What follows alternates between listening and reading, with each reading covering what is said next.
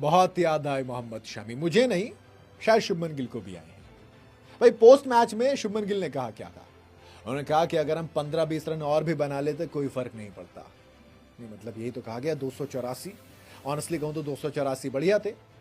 India के अंदर New Zealand ने कभी 284 चेज नहीं किए थे, वो हाईएस्ट चेज था। मतलब आपने गलती कहा कि मतलब आपकी बॉलिंग में गलती हुई है ना।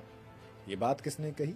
शुभमन गिल ने पोस्ट मैच प्रेजेंटेशन में कहा कि हमें मिडल ओवर्स में विकेट चटकाने थे, हमारी ओपनिंग सही थी, हमने 46 पे 2 विकेट कर दिए थे। पहले 5 ओवर में मोहम्मद सिराज ने 5 ओवर में 16 रन दिए थे। हर्षित राणा ने 5 ओवर में 17 रन देकर 1 विकेट लिया था। तो शुरू के 10 स्पेल कमाल के थे हमारे, है ना।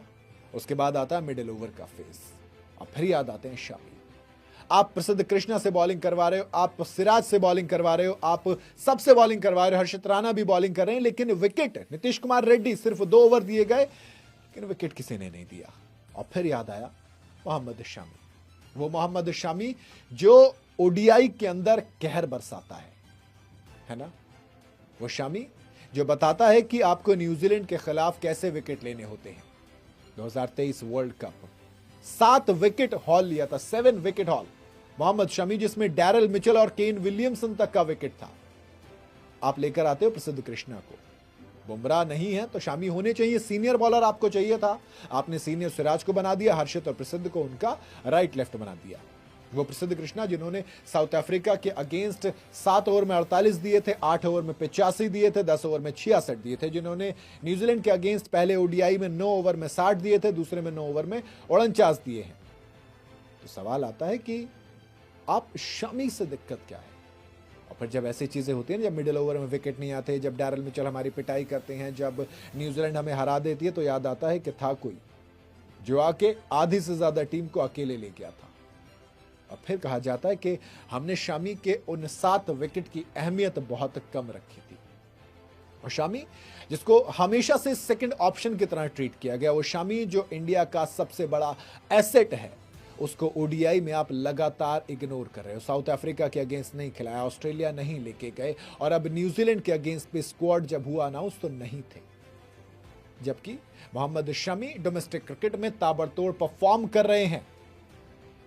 विजय हजारे ट्रॉफी में जब भी मौका मिला उन्होंने विकेट चटकाए। 20 इनिंग के अंदर इन टोटल जो डोमेस्टिक सीजन खेला उसमें 50 विकेट शमी के नाम है, 50 विकेट। रणजी ट्रॉफी में 7 इनिंग में 20 विकेट लिए, करीब 3.5 मैच में।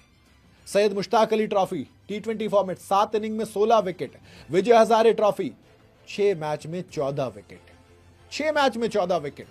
बावजूद इसके आपने ऑस्ट्रेलिया, साउथ अफ्रीका, न्यूजीलैंड तीनों में से किसी भी सीरीज में नहीं पिक किया।